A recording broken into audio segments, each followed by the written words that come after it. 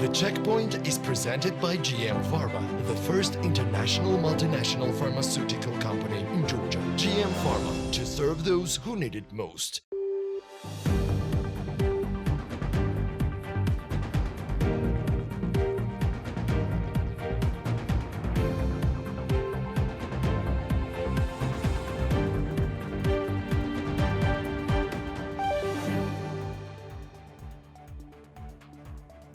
Namakhmani remains a strategic project and it will be definitely implemented in some format, Minister of Economy and Sustainable Development of Georgia, Levan Davitashvili, said during his speech at the plenary session of the parliament in the format of Minister's Hour in response to the relevant question of the MPs. According to the minister, the negotiations with the company Enka, which terminated the contract with the government, are still ongoing.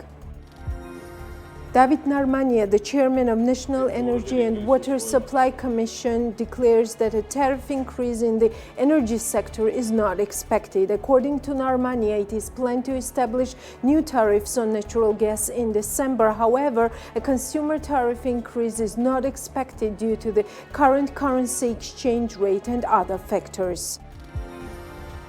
Deputy Economy Minister Mariam Kvrivishvili presented a 2022 report on the country's tourism and aviation industry on Wednesday, stressing that tourism saw a strong rebound in the first 9 months of 2022 compared to the pre-pandemic 2019 years. According to Kvrivishvili, international tourism had recovered by 83.8%, while the number of international traveler arrivals restored by 67.8% is in September 2022 compared to 2019. The government of Georgia will take a new foreign debt of 2 billion lari in 2023, according to the draft budget 2023. The figure is 824 million lari less compared to the foreign debt of the current year. Instead, the domestic debt plan increases by 100 million and it will reach 1.4 billion lari. 1.92 billion lari will be preferential credits from international donors out of the foreign debt of 2.2 billion. Next year, the government will borrow the most money from the Asian Development Bank, World Bank, EBRD, European Investment Bank, and German Development Agency. This is The Checkpoints. I'm Elena Kvanchilashvili, author and the host of the show, and the Checkpoints team is ready to give you the main news and analysis you need on business and economics. Digitalization and IT skills development was at the heart of the DevOps 2022 Tbilisi conference at the premises of Ilia State University, which was aimed to support Ukraine in the midst of the full-fledged war that Russia started in the 21st century. University space is the space for meaningful discussions. Today, technology is the main driver of the modern world. Technology is the ABC of the modern world. It is very important for us that DevOps Group, the founder of which is the professor of our university and the head of Ilia State University Data Center, is in charge of this conference. Ilia State University hosts the conference for the third time already. It is very important that young professionals of the technology-driven fields are connected with the university space. This place is the place of big discussions. This conference unites business, science, international partners. This year, conference has a special focus to support Ukraine, and the Minister of Ukraine's digital transformation is participating in the conference, and also U24 Foundation. We can learn a lot from Ukraine. This ministry showed the whole world that today there is no power stronger than the technology. Post-Soviet totalitarianism and authoritarianism in its terrible and rough form is present today in Ukraine. This is what the Ministry of Digital Transformation of Ukraine withstands, and the power is in the technology. We have to think of this development as well. Up to 800 people from 8 different countries attended the conference, key local and international players among them. So the Checkpoint has got out of the office and it is attending the conference, which is DevOps Accountability 2022. What is DevOps? DevOps is a set of technologies and approaches focused on IT project management and also automated delivery of the final product, and that allows developers to quickly solve very important, very complex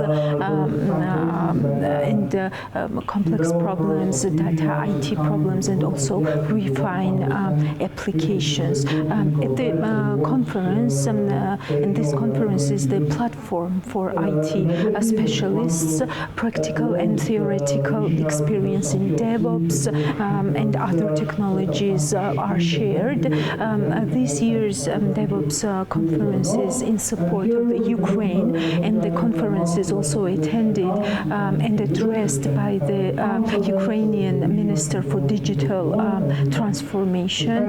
This is the country that has time for 4 conferences in the middle of the raging war, and this is truly inspiring. And also another main goal of the conference is to promote the open source initiative in Georgia. For these 2 days at the conference, the Checkpoints will be talking to the main stakeholders and main organizers of this conference. DataArt, the global engineering firm that is operating more than 25 years on the global market. But we entered Georgian market about a year ago, so it is very new for us.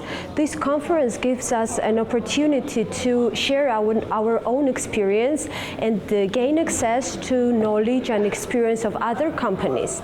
And also it is very important for us to enter Georgian IT market, and this conference is a very good way for it.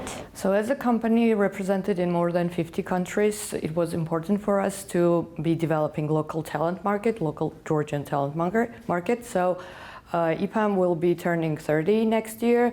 So this conference was a chance for us to share our expertise and knowledge with local talent. We had 5 speakers from their respective fields, experts in their fields, sharing their experience. And I think that the conferences like this really help connect local employers with talented people that are looking for new opportunities. We also asked about the talent pool in Georgia and the awareness of the private sector. Do they know that such a pool exists in the local market? It is a very good opportunity for us to find gifted and talented young people who want to grow up with us and become a very great professionals on international level. That our company, for example, us, we can give this opportunity to them. University programs have to be relevant to the demands of modern fields. They have to match the challenges of digital development and needs of digital economy. We run a number of programs with funding coming from USAID and the World Bank. Our professors are actively involved in pulling together modules covering different aspects of technology. And I will tell you openly, this is very hard for us to find trainers on the market. So our professors are leading the courses themselves.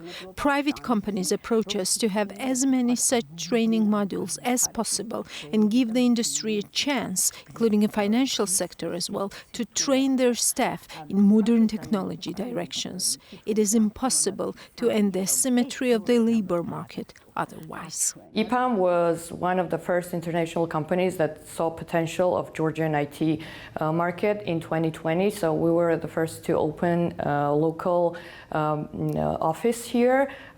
We believe that Georgia has a great potential and it's developing every year. We are hiring actively local experts, as well as we're providing free trainings in different fields for people who would like to enter IT. So we are actively developing local IT market and contributing to its growth.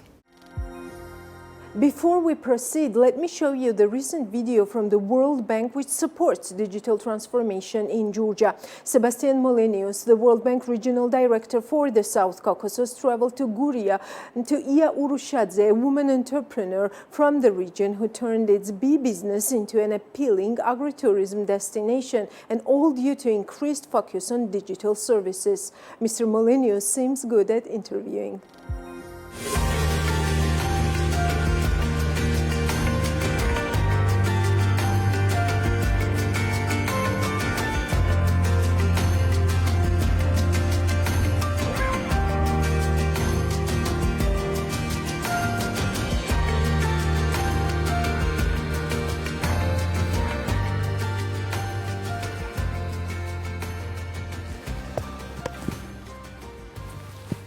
You know, there is just no way to connect to the internet in this rural mountainous village, one of thousands that are spread out across all of Georgia. But this is going to change soon, thanks to an initiative by the government of Georgia called OpenNet, supported by the World Bank with a $40 million investment project in strong collaboration with the European Union and the European Investment Bank. We will be bringing affordable broadband internet access to 1,000 villages and some 500,000 individuals here in Georgia. Now, think of all the benefits that can accrue from the access to the internet. Number one, education. Here in this rural village, it's hard to have access to quality education. The pandemic has shown us that providing online distance learning is a solution that can be brought to help provide quality education to people in more rural areas. Number two, the next hospital is miles away. Providing access to healthcare through telemedicine is also an important opportunity to boost the human capital here in rural Georgia. Third and finally, the internet will provide tremendous opportunity for entrepreneurs in rural Georgia, providing them with access to finance, access to skills, and access to new markets. Now let's meet Iya, who runs a fascinating business here in rural Georgia.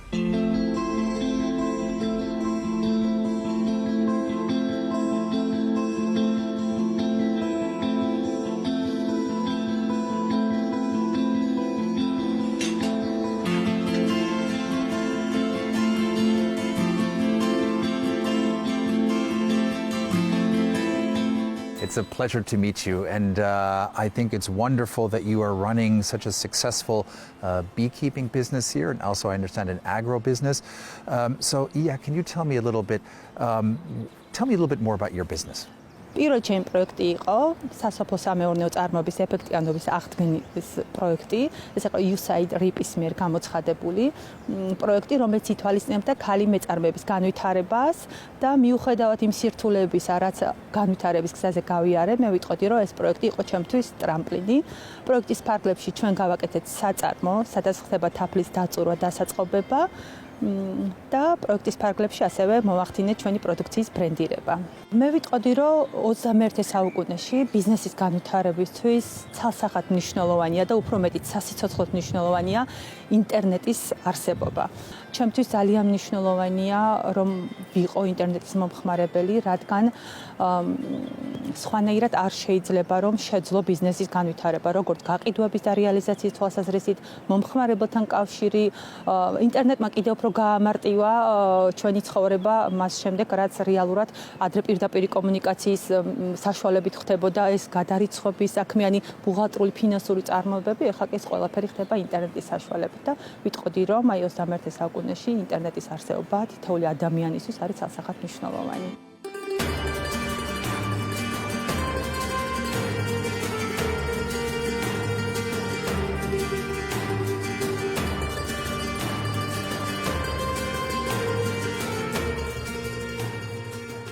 Thank you, Didi Madlova. So I think this is a great example of entrepreneurship at work and the benefits that the Login Georgia project can bring. The Login Georgia project will support all entrepreneurs in rural Georgia, but there will be specific training sessions that will focus on supporting women entrepreneurs, people with disabilities, as well as ethnic minorities throughout Georgia, so that they can follow in IA's very successful footsteps. And so with this in mind, I think that we have great opportunity to help overcome the economic dualism that continues to exist in Georgia, and to provide opportunity to the people in rural Georgia.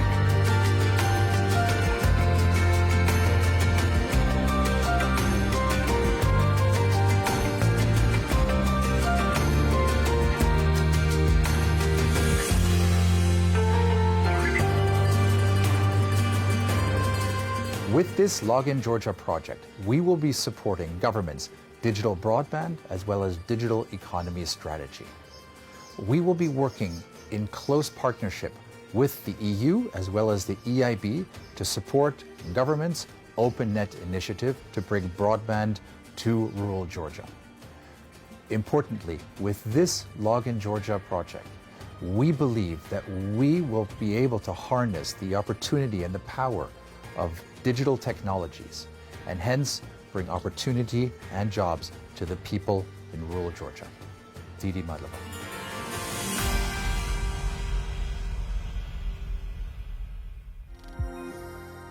Not going far from the digitalization and IT sector, our reporter Georgi Aronia talked to the IT Ukraine Association. It is the largest national association of IT companies, which represents the interests of more than 82,000 IT professionals and over 120 companies. The association's mission is to provide favorable conditions for the sustainable development of information technology in Ukraine through four main areas of its work: government relations, international relations, education, and CSR.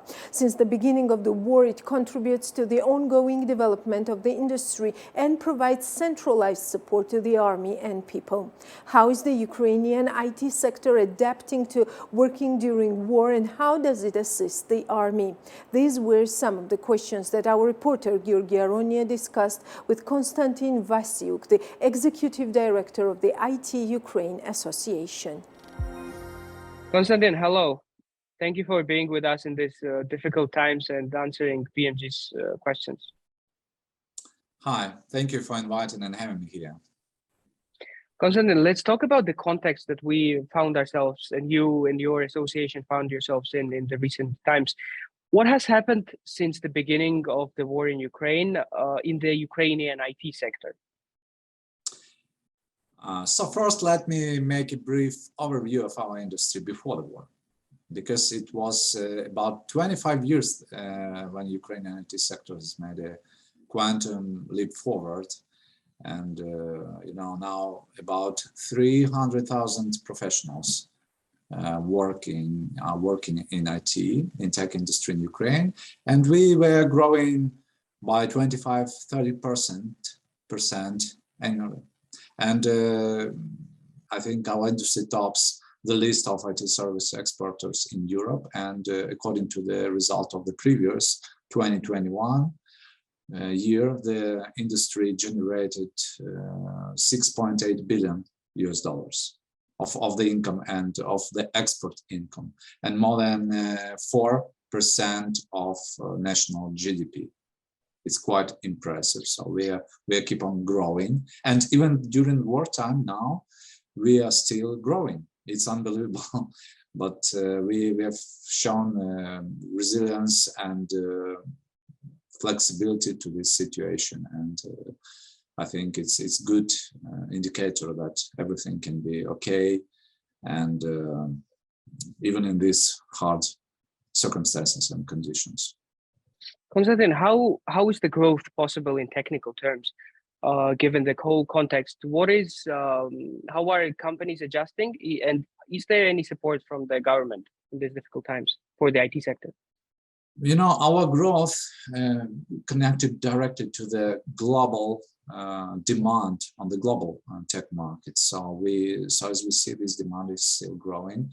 We are growing as well because we have managed to keep almost 100% of the existing contracts, and mainly it happened due to business continuity plans implemented by Ukrainian companies.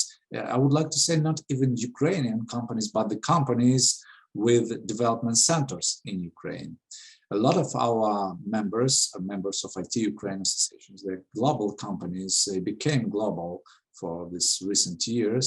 And now they have distributed offices, including offices in Ukraine. Some of, let's say, smaller companies, they have mostly the people here in Ukraine, but larger ones, larger players, they have distributed offices mainly.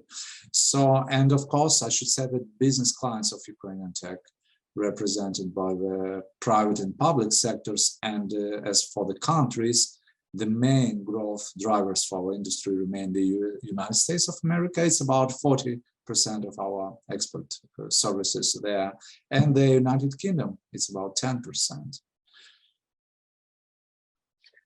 Konstantin, as we know, the IT Ukraine Association has provided centralized support to the government, to the army, and the people of Ukraine during these difficult times. What exactly have you done to assist the army? Of course, I should say that about even more than 5% of IT people, men mainly, they serve in the army, on the front line. About 10% people working on the cyber security projects and different related projects. So, of course, about many of them we will speak after the war, of course, after our victory. Now it's quite sensitive issues, but cyber security expertise, we have good, very high expertise in this area. And mostly people working on the economical front, because they are still working on their projects, delivering services to our customers, and again, increasing the hard currency income to the Ukrainian economy. And in the parallel, of course, it's a lot of donations, a lot of help on some purchasing of some military, non-military, humanitarian equipment.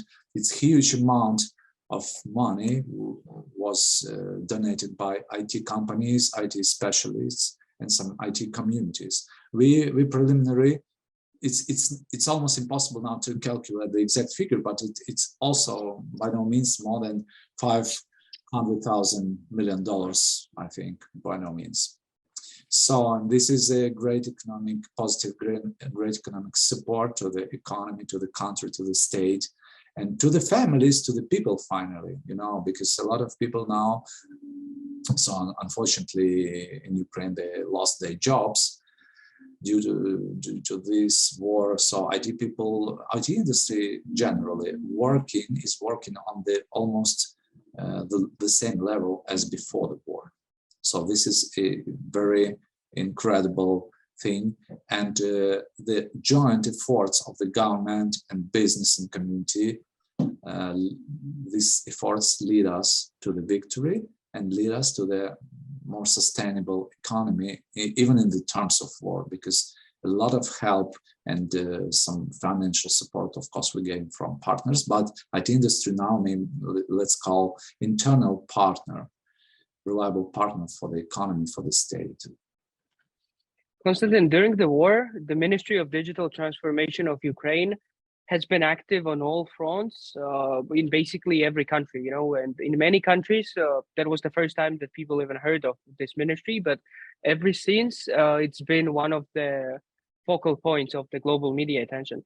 Do you collaborate with the ministry and other governmental agencies? And if yes, what is the process like in war times, and how is it different from the processes before the war?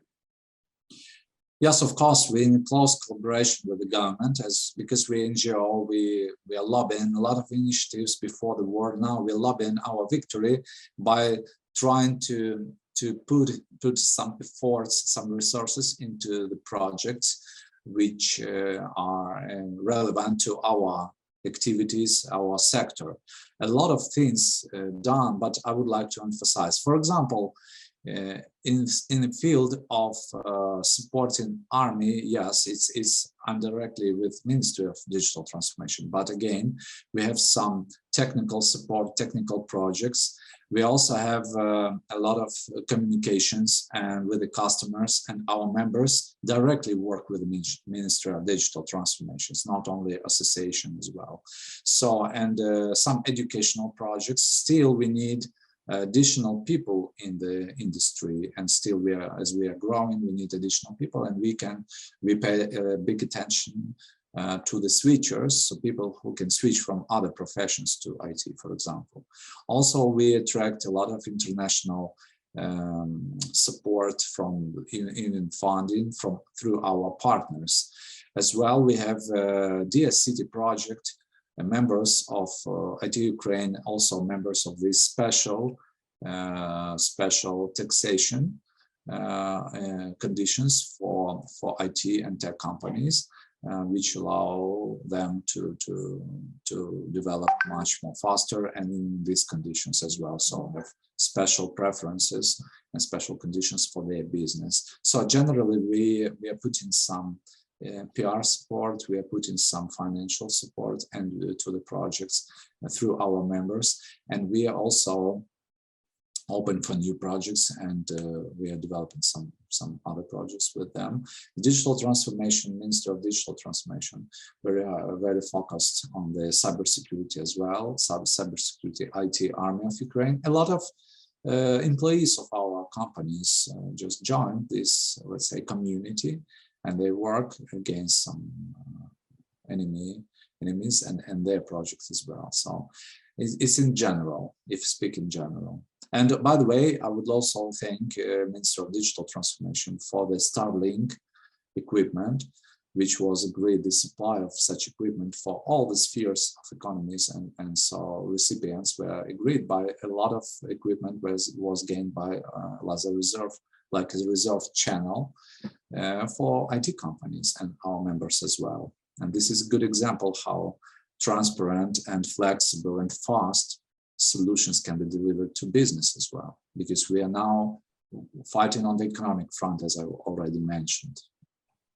Konstantin, let's talk about cybersecurity for a second. Before the war, the Russian army was said to be one of the strongest in the world. Obviously, there is part of Russian propaganda to it, but in reality, we all saw that it is not as straightforward as it was said before.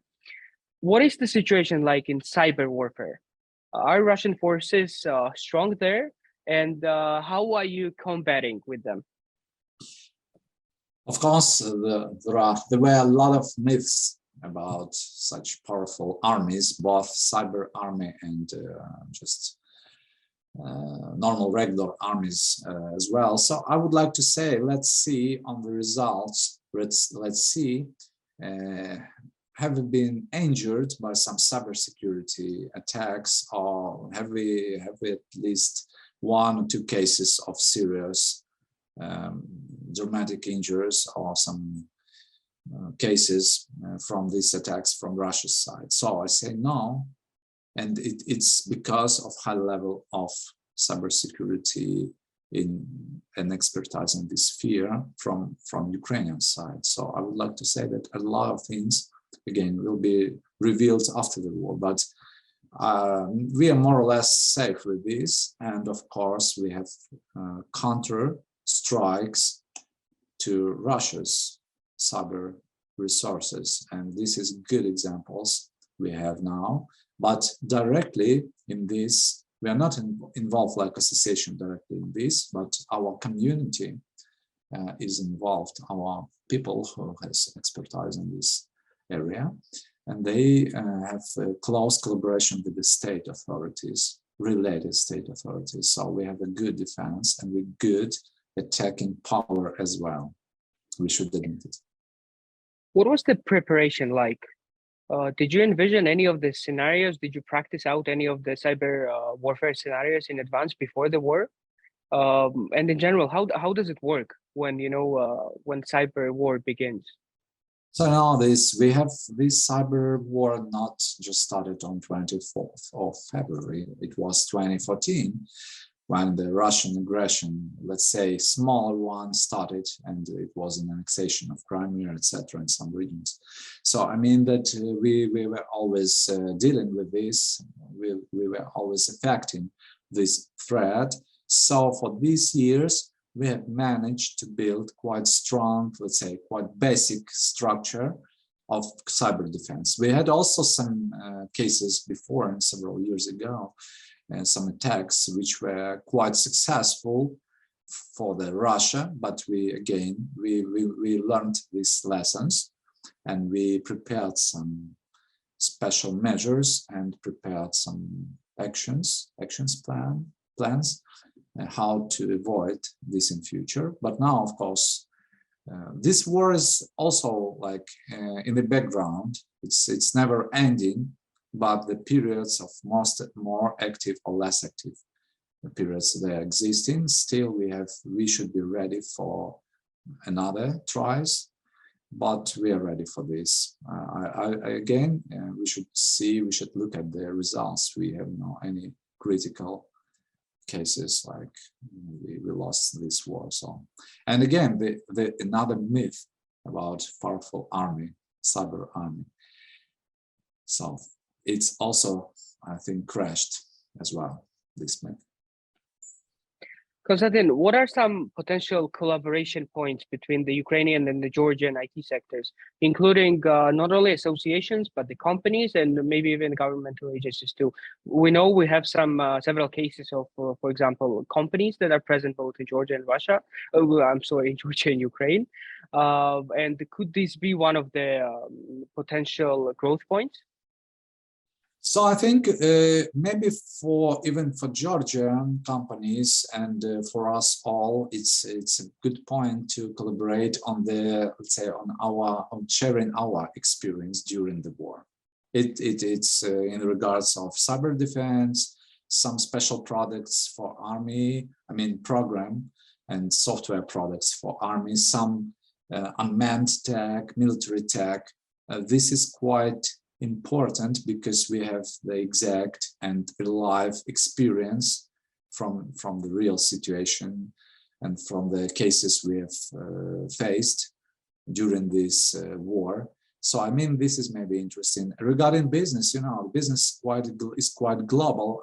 Remote work or some business processes, they are the same, but the experience of taking on and developing business in very hard conditions and in conditions when you should react immediately. You should have business continuity plans ready to be implemented at once, etc., etc. This, I think, will be valuable experience for Georgian companies, and not only Georgian, of course, the companies over the globe. We are living in a quite unstable world, and you see, we should be ready for surprises.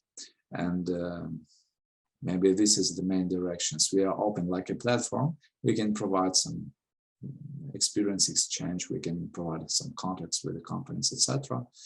And from the business point of view, the customers, we have the same customers. We have the same problems like in the markets. So maybe the main thing is expertise and our experience to be shared between our companies. Well, we certainly look for collaborations between Ukrainian and Georgian IT sectors in the future. And thank you very much, Konstantin, for taking our questions. We here at BMG and Forbes Georgia wish you and Ukraine to win, and good luck with everything. Thank you very much. Well, thank you for supporting Ukraine and stand with Ukraine. So now we are living in hard times, but just by uniting together, by uniting our efforts to overcome enemy and these circumstances, we will win. So thank you for support, and thank you for joining us here as well. Thank you very much. Slava Ukraini! Slava Ukraini! Героям слава! More on business this week in our weekly Business Wire, pulled together by our reporter Natia Taktakishvili. Apparel manufacturing company Mary will star another international brand, Moncler. Maya Simonidze, director of the company Mary, notes that cooperation with the brand is long-term and first part of clothes has already been exported. We had started negotiations with the Italian brand Moncler. The contract was also signed, but the pandemic prevented the completion of the procedures. We have already signed a contract. At the first stage, we started with one sewing group, and as of today, we already work with 3 groups. Their demand is to work with a full load, Maya Simonidze said. Apparel manufacturing company Mary, with over 90 years of operating experience, actively cooperates with various international companies. Creditors approved Georgian Airways rehabilitation plan, according to Tamas Gayashvili, director of the company. As he notes, 98% of creditors supported the plan. Details of the approved rehabilitation plan are not public yet. According to BMG, the plan is for 5 years, which means that the airline must repay the debt during this period. After the approval of the plan, rehabilitation regime in Georgian Airways is terminated and it continues to operate according to the schedule. Georgian Airways started the bankruptcy rehabilitation process late last year. The application registered in the public register was preceded by the ruling of Tbilisi City Court, from which it was clear that the airline had a debt of more than 175 million gelari, while the value of its assets was only 21.4 million gelari. Viktor Japaridze, ex-member of Georgian Dream and a member of the People's Power Public Movement, bought 52% of the shares of Post TV. Sozar Subari, one of the leaders of People's Power, said. Viktor Japaridze, a member of our movement, bought 52% of the shares of Post TV. The mentioned circumstances will help us to bring the message to the society even more widely, said Sozar Subari. Changes are already made in the public registry. According to the registry, Viktor Japaridze bought a 52% share of the channel for 520,000 gelari. In particular, Viktor Japaridze bought these shares from Shalva Ramishvili and Temur Charelashvili. The remaining 48% share in the Post TV is distributed as follows: Nugza Rukhadze, Zuyet Bliadze, Anna Shengelia, Vakhtan Komakhidze. Smart will open 20 supermarkets in addition during the next 2-3 years in Georgia. Sosop Khakadze, president of Whistle Group, told BMG TV. Businessmen are pragmatic people. We always develop a business that works well. Therefore, we will open as many supermarkets as the market demand will allow us, said Sosop Khakadze, although he did not specify the estimated amount of future investment. According to the president of Whistle Group, there are 32 smart supermarkets across the country now. In October, Smart Supermarket will open a new branch in Gldani, and by the end of this year, the branch will be presented by a total of 35 supermarkets throughout Georgia. Sopo Diasamidze, the founder of trout farm Sofos Kalmachi, located in Zemuajara, told BMG that the local trout price has increased due to the growing demand in the market. As she notes, the company has grown its price by 10 gelari on average. If in May the price of 1 kilogram of trout was 15 gelari, in summer it amounted to 25 gelari. If the production of trout in the country increases, the price will also stabilize, explained Sopo Diasamidze. As she mentioned, the companies met this summer season unprepared. We would not satisfy the demand if the local production in the country is not organized. We will not be able to guarantee the results. A large number of tourists showed us that there is a shortage of local trout in the country. Everyone should feel their responsibility. The business must conduct the entrepreneurial process correctly, and I see the role of the state in the fact that we must have appropriate laboratories, said Diasamidze. Restaurant Freedom was opened in Tbilisi Freedom Square. The facility offers the finest mix of Georgian, European and Asian cuisine. As Nika Garuchava, co-founder of the restaurant, told BMG, the object is aimed at both local and international guests. However, depending on the location, they make focus on tourists. According to him, in addition to meals, the restaurant also offers customers different desserts, which are created by a French confectioner. The idea of opening a restaurant came us during the pandemic. We worked on the idea for about a year and created the Freedom Restaurant, which combines Georgian, European, and Asian cuisine. Our main principle is to offer a homely atmosphere with old tastes. This is a family business. We didn't everything ourselves, including the design. As for the challenges, it was quite difficult to find the staff, but we managed to get the main team together, says the co-founder of Freedom Restaurant. Construction of palm-shaped artificial island planned for Black Sea Batumi Resort will be finished in 3 years, Pridon Katamidze, one of the investors of the Ambassador Batumi Island project, said in a conversation with BMG. According to him, this term refers to the arrangement of 2 peninsulas and 1 island, not their complete development. I think it will take 2.5 or 3 years to finish the land preparation works, which includes the preparation of peninsulas and islands, said Pridon Katamidze, one of the shareholders of Batumi Island. Ambassador Batumi Island project unites the territory of 2 artificial peninsulas and 1 island, beaches, active and passive recreation areas, seaside boulevard, as well as water parks, yacht club, educational institutions, shopping centers, hotels, and residential buildings. The mentioned project is implemented by Ambassador Batumi Island, established in 2021. Ilia Tsulaya, founder of construction company Arki, declares that the business does not expect residential real estate to get more expensive. He told journalists about this after the meeting with the representatives of the Business Association of Georgia and the Prime Minister. According to him, the price stability for construction materials will lead to maintaining the current price of the real estate.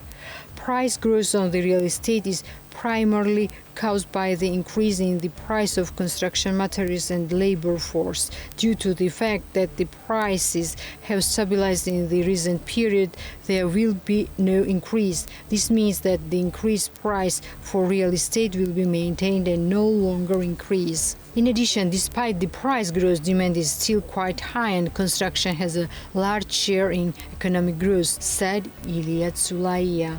As for the increased expenditures on the labor force, he said that was already reflected in the growing costs. Let's upscale the business with the most influential business publication today on the market, Forbes Georgia English edition, and see what the new issue holds for its loyal readers.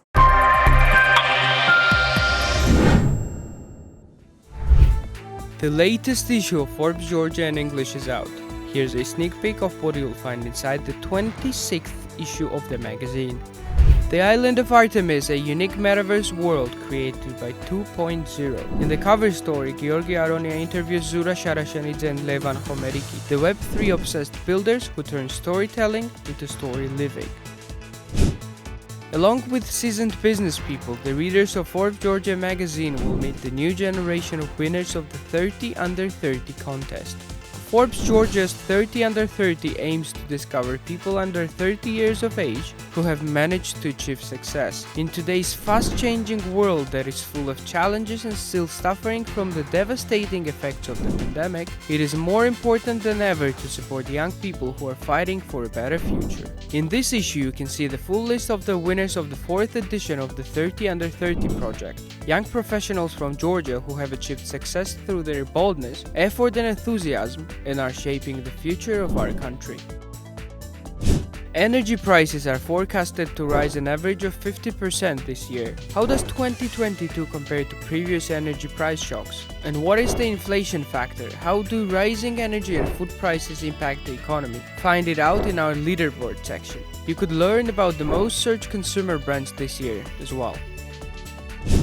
In 2021, Georgian companies earned $400 million in total revenue from wine and brandy export, which is a record figure in the history of independent Georgia. Wine exports alone increased by 18% year-on-year to $250 million. In total, Georgia exported 107 million bottles of wine to 62 countries, which is also a record high for the country. The $400 million in revenue was distributed among dozens of companies and thousands of wine growers. See our ranking of the largest wine and brandy producers in the economic section. Even deeper goes Nicolas Jmukhadze, who tries to figure out Georgia's role in the international wine arena and the influence of wine exports on the economic growth of our country. On July 7th, Boris Johnson, the British Prime Minister, resigned after bringing the biggest majority since Margaret Thatcher, preventing a constitutional crisis in 2019, preserving through the COVID-19 pandemic, successfully finishing the Brexit transition and positioning the UK as the biggest ally of Ukraine in the war against Russia, Johnson was told to go home by Conservative Party, including his cabinet members. Read David Twalavadze's opinion piece on Boris Johnson, the boy who wanted to become king of the world.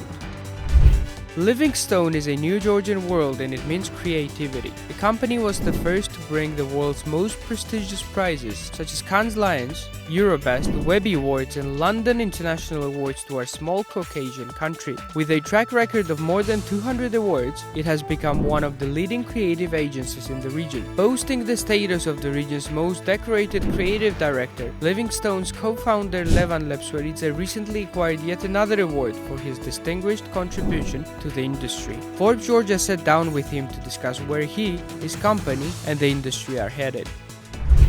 TNET is set to become the largest technology firm in Georgia and the region by uniting several digital platforms and making it even easier for up to 2 million users to take advantage of their online services. Georgi Chumashvili is heading the great transformation, writes Elene Guanchulashvili.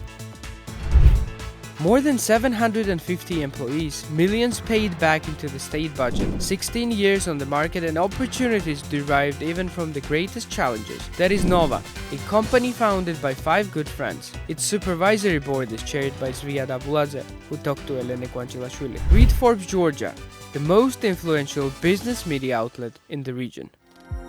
Georgi Aronia will give us more information about the cover boys in his very interesting conversation. Hi there. Cryptocurrencies, blockchain and NFTs are modern-day buzzwords. While the Web3 industry and all that comes with it is a relatively new global phenomenon, many details are still unknown. Even though the West is still wild on the Web3 territory, we the media, business and governmental agencies are very interested in everything that Web3 technologies have to offer. Today I will talk with the Georgian pioneers of the Web3 industry, Tbilisi-based 2.0. NFTs, transmedia and Web3 storytelling, code foundations for crypto gaming and other immersive experiences are areas 2.0 has been exploring and will continue to explore in the future. 2.0's latest project, the Island of Artemis, is a first-ever anonymous, conversation-driven and role-playing metaverse world in which everyone can be their true self. What is going on the island of Artemis and where did the idea come from? To answer these and other questions, here with me are the co-founder and chief executive officer of 2.0, Zura Sharashenidze, and chief innovation officer, Levan Khomeriki. Greetings, gentlemen. It's a pleasure to have you here at BMG. Thank you for bringing us here, George. Guys, let's begin. Zura, how different is the island of Artemis from different metaverse experiences such as Roblox or Decentraland, for instance? Oh, I would say ultimately extremely different, because if still there are people that see that metaverse is Roblox for kids, well, Roblox for adults, I'm sorry. So, well, Island of Artemis is definitely it's not for kids. So it's for adults only. And for those who can pass the third-party KYC and prove that they're 18 years old, so they could enjoy the experience. So, to say in one word, correct me wrongly, but overall, the concept and the big idea is the Westworld series by HBO and everything that actually the hero of Anthony Hopkins was offering there, but now brought to on-chain experience. Am I wrong? Or is it close, yeah? Yeah, no, that's pretty much it. Like, it was kind of third experiment on an idea what the absolute freedom gets, where the absolute freedom gets you. And like you needed some components that Web3 answers perfectly, like you need actual economy, so you need real incentives, like real money. When there's real money on stake, or real fame, but added like anonymity, and we came up with the concept such as like voice mask, which masks your voice. So it's not like a robotic voice. It's like we're working on technology that just makes your voice different. So you have this absolute anonymity, and that's where game starts. So it's like a huge social experiment on an idea of what would you do if you, yeah, if you do anything. Correct. Social experiment is the very much word that fits the concept. So overall, Artemis is a metaverse world, an on-chain experience. I would say an on-chain game where nothing is banned, nothing is illegal, freedom is absolute, and so are the consequences. So how different is the island for Artemis from different AAA games, for instance, such as GTA or the Red Dead Redemption, apart from it being on blockchain? Yeah, sure. I mean, first of all, it's a massively multiplayer game. So it's an online virtual community where each character represents a real human with his real motives, real agenda, maybe who's trying to deceive you or I don't know, flirt with you, or so it's, in an essence, it is GTA, but you know that there's real humans and real money on stake and real real reputation, in-game reputation on stake. So yeah, it's, in a sense, it is a game GTA, but for me, what makes different that all the games just offer, I mean, a very, very certain plot and the missions and quests that you have to follow in order to grow up, or in order to gain something, or in order to achieve something. But what we offer is a themed park. So that's why I compare it to the Westworld by HBO. So if that park really existed, it appears that some guy, like the character of Anthony Hopkins, came up with an idea. So here's the environment, and you know the rules that you can hit the robot, you can do whatever you want with the robot, and he will never hit you back, or she will never hit you back. And that we can call kind of a half-baked world, with only an environment and absolute freedom to do whatever you want. And the same here, and that's what makes it different from games. So we won't have any mission or any message that you should do this or you should do that. So what we're doing instead of it, we will be telling the story within 30 chapters for not for longer than 12 months. And we'll be telling the stories as a certain use cases to deliver such experiences that people can go through on Artemis. But then you just appear on an island which is themed, and there is a very certain way of how people behave, because it should match the theme, but the rest is absolutely up to you. Yeah, I would add that, like, on the flip side, like, not having some missions gives you freedom to, every player freedom to invest as much time, get as invested as he likes. Like, he can casually visit like once a week and go to like some, I don't know, like karaoke bar and do a stand-up comedy, which you wouldn't have done in real life.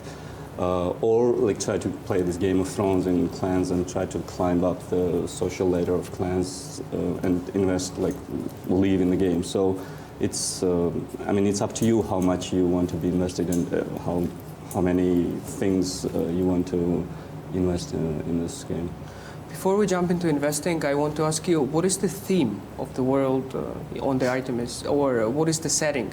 Or is it a mix of different settings, different cultures that people can see? Oh, that was a topic of big fights at the office, but still, however, we nailed it down to the ancient Greece with some mixed, ancient Greece mixed with cyberpunk style.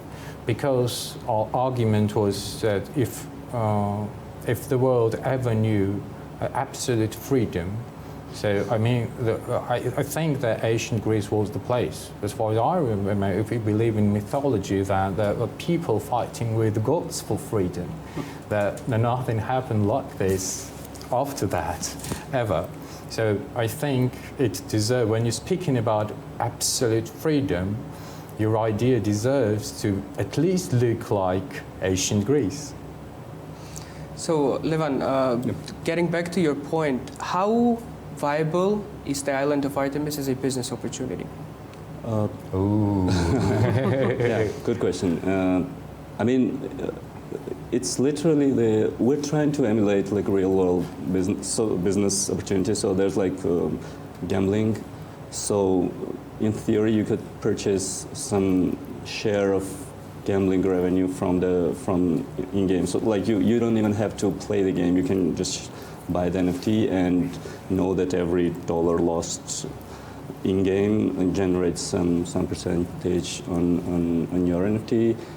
There's like mining business, fishing. So basically everything that keeps economy, like in-game economy rolling. And since there's real money at stake, everything that would have generated income in real life is transferable, like perfectly transferable in game. Okay, let me add a few words. So let me jump off the topic first for a few seconds. So what actually problem we had with metaverse worlds in general, or the metaverse? So the problem I had with the metaverse is that actually I always thought that metaverse was a virtual part of our lives. Like we have physical part of our life and a virtual part of our life, which is an added value to our physical part. But what we got instead was a replica of what we do in the physical world. So if we talk about the most known metaverse worlds, honestly, all they are offering now, all they were offering during this bull run a year ago, was so much common in physical world. Shopping malls, well, we have shopping malls. Gambling, well, we have gambling. So they were like too much focused on replicating what was known. And honestly speaking, that's also normal because we saw that back in the era of Web3, where all the websites looked like brochures or some of the print materials. But what's strange was that everything was everybody was too busy to replicate the physical world when they could go, or we could go, utterly creative and doing something absolutely new to bring that thing which is an added value to a physical world and not just replicating it. And in that sense, when we started working on this island project, first we saw that, okay, if it's an island, then we need a certain starting point or a focal point for the economy. So it should be clean and clear. So that we came up with an idea of Unobtainium, and we intentionally took that element from Avatar movie. People know that and doesn't mean anything. Like, I mean, it's not a brand name, but it's a very interesting name. So the focal point of the economy of the island of Artemis is mining of Unobtainium. Okay, so then we have clans. All right, the clans are ruling their own territories. And now we need some businesses there. And we thought that, all right, so we're going to do the NFTs. And we're going to do 4,486, right? 84, all right, NFTs. And all those NFTs are business proposals. I mean, they're not just NFT. I would say, honestly speaking, they're not NFTs for those people who are actually collecting NFTs and holding them in their portfolio and just scrolling through them and feel happy. No, they're business proposals, and even it doesn't matter what will be drawn on them or printed on them. I mean, the visual is not the key point. The key point that each NFT gives you a license or an opportunity to run either a ready-made business, such can be an Android sex shop, I'm sorry, but that's the place, the core economy of the Pashin district of the island of Artemis, which is also a replication of what we see in Amsterdam, but basically that's not, at least it's a different kind of replication, not the shopping mall there. So,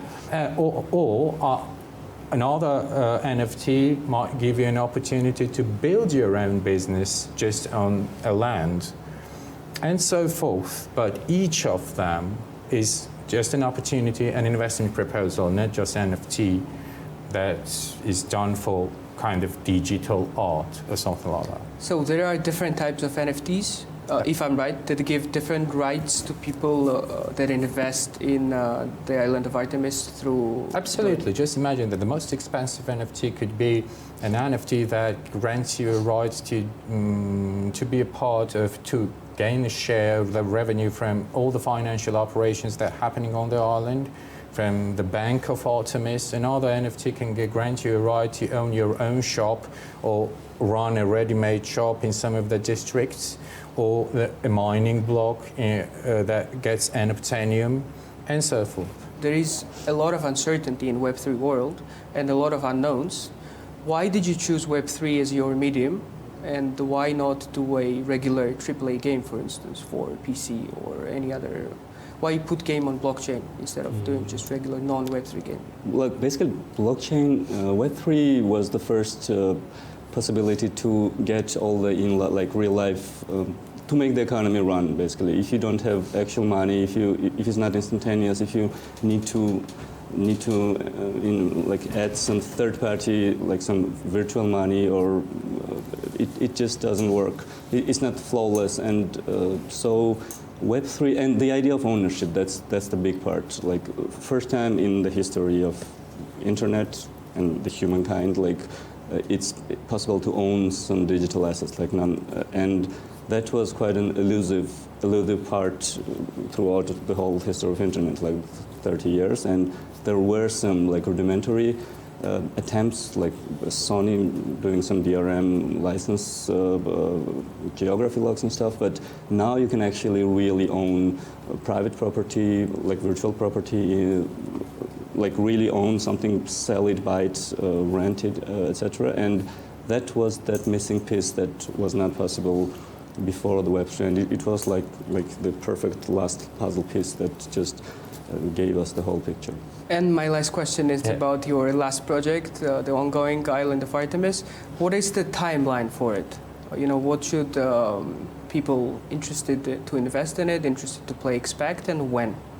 Sure, I think you be the best. So we actually had the roadmap on the website, and it will be quite a slow burn project. So we're not in a rush, not at all. We're not interested in having a like provoking hype, and nowadays it's impossible to provoke hype after all. And provoking hype and having 10,000 of people on Discord which have no idea where they are and just want a token then to flip in 5 minutes. No, that's not the way we're going. First of all, the drop of NFTs is scheduled for September 2023. So we have quite a long run to go before we make a drop.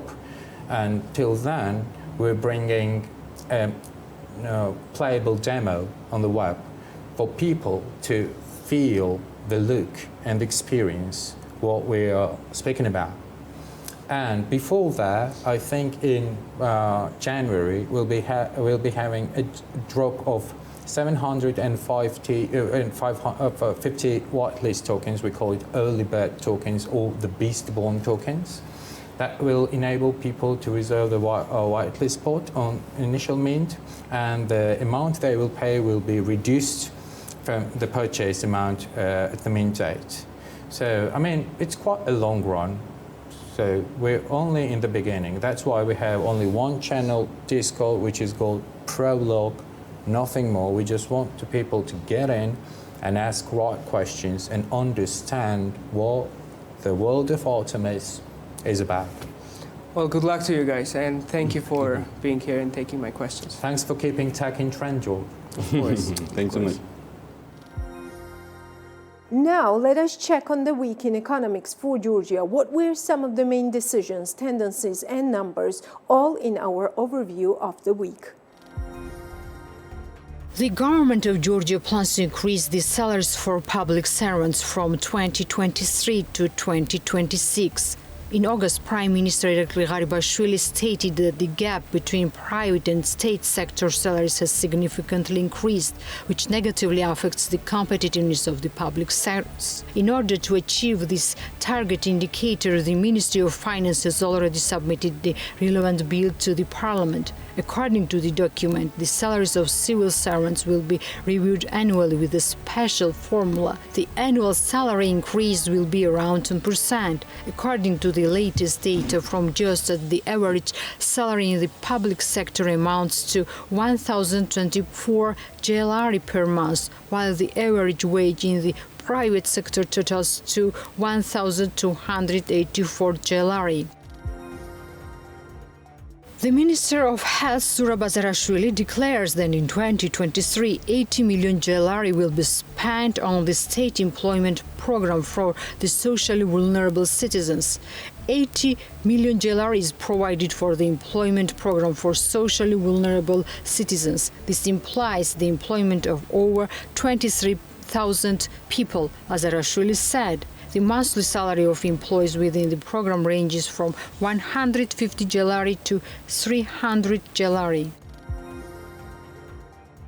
A government meeting was held this week under the chairmanship of Georgian Prime Minister Irakli Garibashvili. The cabinet members discussed 7 issues in the meeting held at the government administration. In particular, in order to ensure streamlined vintage this year, wine companies will receive subsidies of 4 GLR per kilogram when purchasing Alexandrouli and Mujuretuli varieties of grapes harvested in the Kwanchkara microzone, Rachalechumi and Kvemo-Svaneti region. In addition, to receive subsidies, wine companies will be obliged to pay no less than 7 GLR per kilogram to purchase no less than 3 tons of Alexandrouli or Mujuretuli varieties of grapes from individuals engaged in viticulture or legal entities registered as agricultural cooperatives, the government administration said. National Statistics Office of Georgia reports that the volume of business sector turnover amounted to 150 billion GLR in 2021, up by 31.5% compared to the previous year. According to the document, in 2021, 65.3% of total turnover accounted for the large and 16.2% on medium businesses, while 18.5% is distributed to small businesses. As of Eurostat in 2021, the trade sector has the highest share in the total turnover in the business sector, followed by arts, entertainment and recreation, manufacturing, construction, transportation and storage, electricity, gas, steam and air conditioning supply and other sectors. The government of Georgia will take a new foreign debt of 2.22 billion GLR in 2023, according to the draft budget for 2023. This figure is 824 million GLR less compared to the foreign debt of the current year. Instead, the domestic debt plan increases by 100 million and it will reach 1.4 billion GLR. 1.92 billion GLR will be preferential credits from international donors out of the foreign debt of 2.2 billion GLR. Next year, the government will borrow the money from the Asian Development Bank, World Bank, EBRD, European Investment Bank, and German Development Agency. In August 22, the construction cost index increased by 0.05% compared to the previous month, according to the preliminary data from the National Statistics Office of Georgia. As of the document, the change was mainly due to a 3.2% increase in average monthly nominal wages of employees in the construction sector, which contributed 0.58 percentage points to the total index change. The World Bank published its economic update for the region, including Georgia, under the influence of the Russian invasion of Ukraine and the consequences of the pandemic. The real GDP growth projections for Georgia in 2022 have been increased to 8.8% instead of projected 5.5%, the highest in the ECA region. This has been supported by a strong recovery in domestic demand and a surge in net money transfers.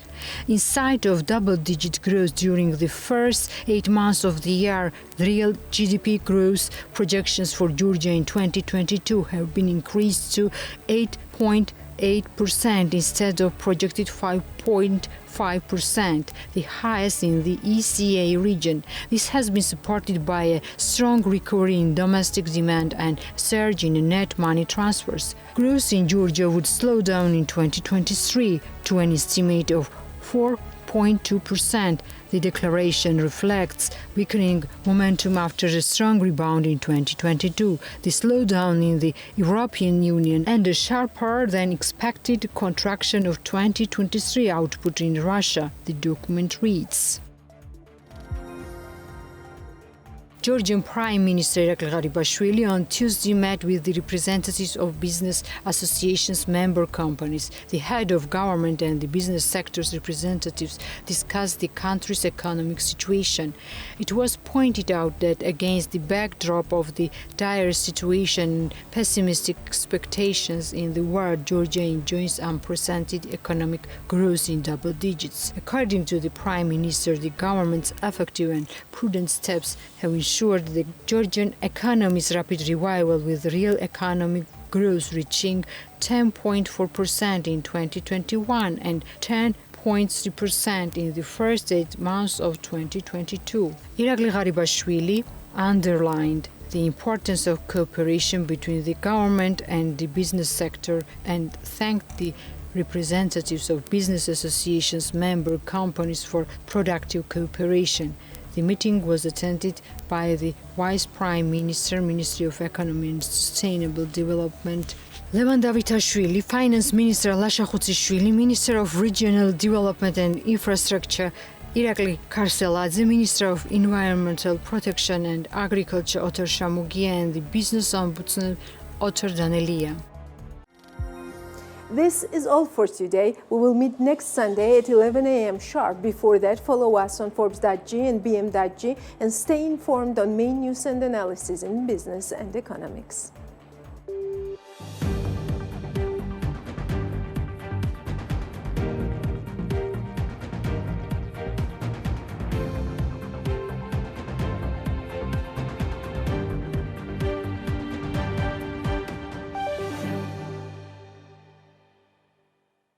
The Checkpoint is presented by GM Pharma, the first international multinational pharmaceutical company in Georgia. GM Pharma, to serve those who need it most.